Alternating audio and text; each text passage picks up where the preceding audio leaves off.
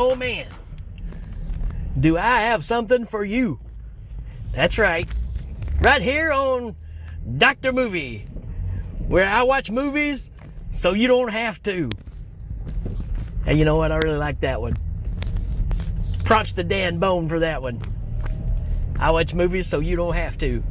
Specifically movies on Tubi, for the most part. For the last, 80 movies or so, it's all been from Tubi. And I've got a massive list that's on Tubi that I'm still going to cover. That doesn't mean I'm not going to cover the stuff that's not on there.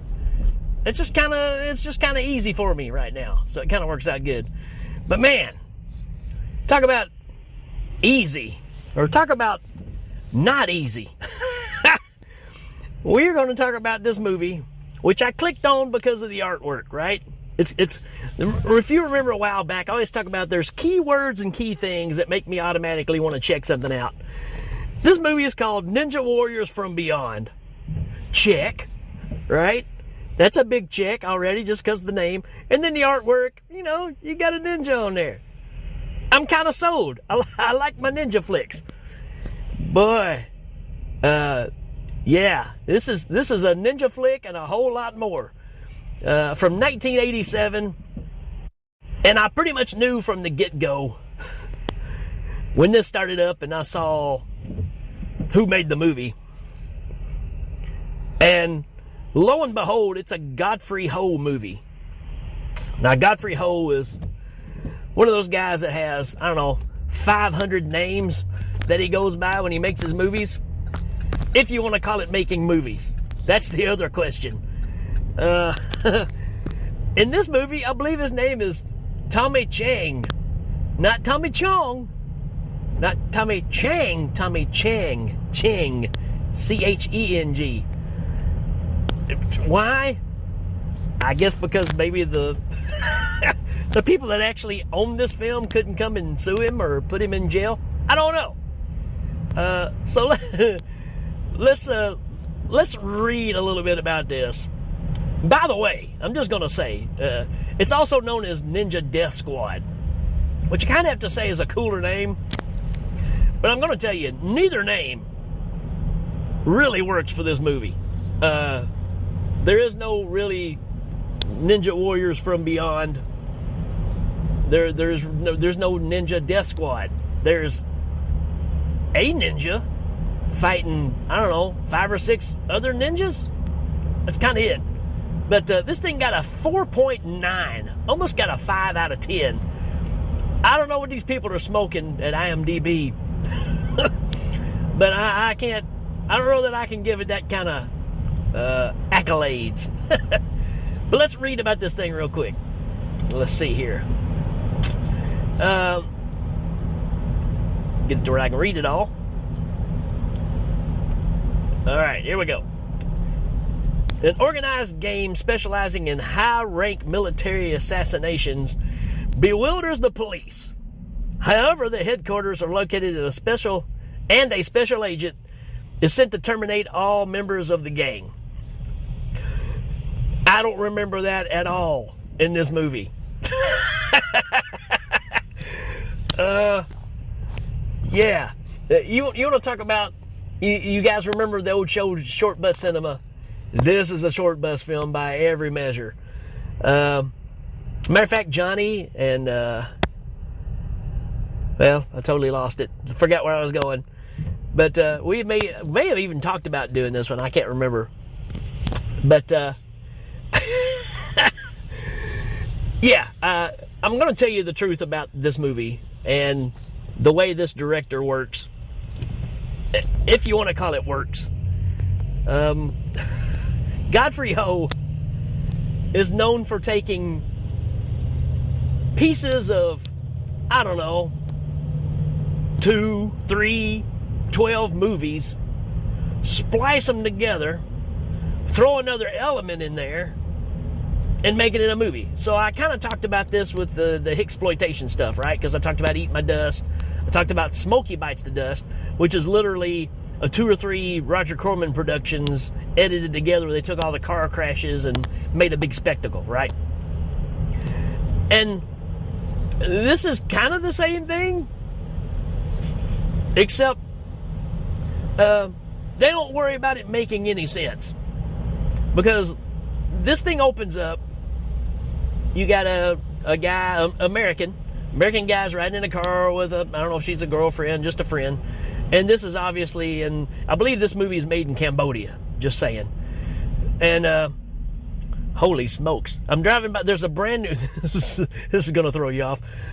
They just opened a brand new Kentucky Fried Chicken here not where I work, but close to where I work. And the cars here it's ridiculous. The strange thing about that is there was a Kentucky Fried Chicken here before and nobody went to it. And this thing, I couldn't go there right now if I wanted to. So, hey, good for the Colonel, right? Anyways, back to the story. American dude riding in a car. They're in a taxi. They're going to pick up, I don't know, this woman's uncle. You know how these movies are. Then when they pick him up and they're leaving, the uncle's like, I'm glad you came along, Mr. American guy, because I know that you are skilled in ninjutsu, and we're going to need that to fight these ninjas that are killing everybody, because apparently they got a ninja problem.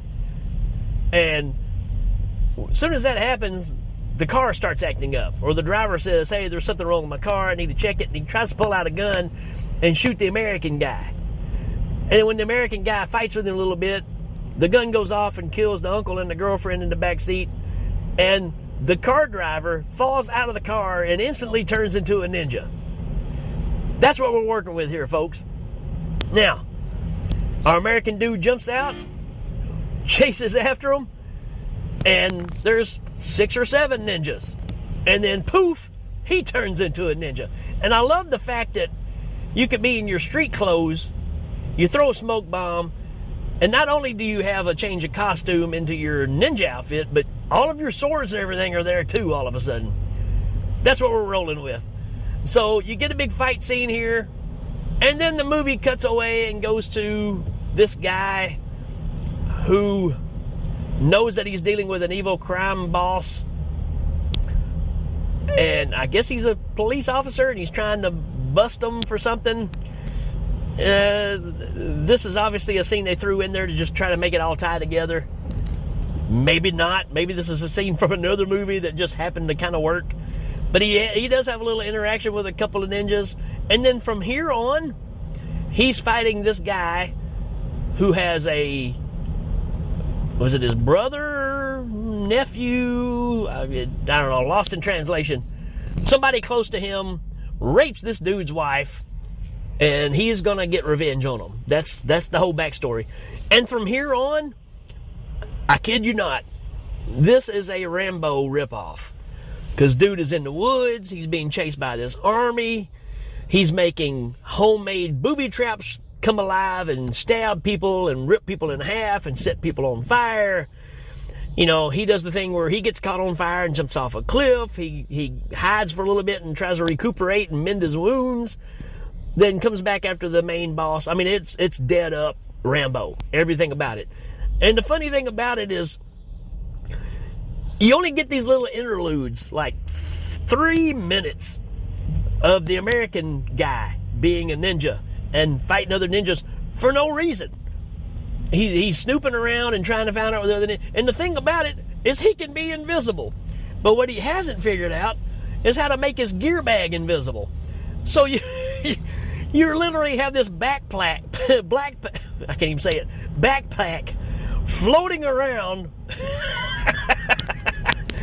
because he's invisible, but the bag is not.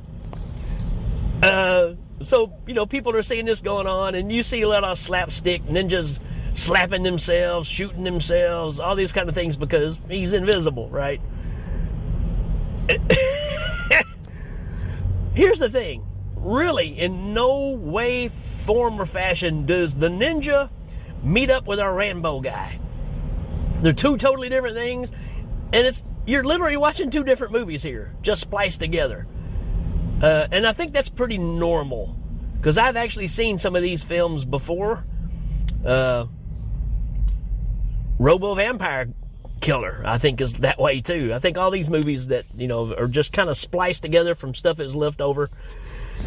Anywho, You get some bad effects where the American ninja clones himself, but it's obviously a different person. It's not like two of him. It's another dude that's supposed to be like him that doesn't have the same ethnicity. It's just I don't know. I don't know what to tell you on this one. I busted out loud laughing a few times watching this because I was actually having some fun with it. Does that make it good? No, this movie is horrible. But it's got some stuff that just makes you go, what? Oh, but yeah, I mean, I think it's funny too because the only way they can tie these movies together is through the English dubbing, right? So obviously they just change it eventually to where the gangster says, or one of the bad guys is talking to the main bad guy going, you have all those ninjas working for you. So you just change one word and then you got, oh, this guy is the crime lord over all the ninjas. Even though there's not a single ninja around this guy, anytime, anywhere in this movie. But there is this purple ninja. And you get a big showdown between him and the American ninja. And I'm just going to kind of leave it there.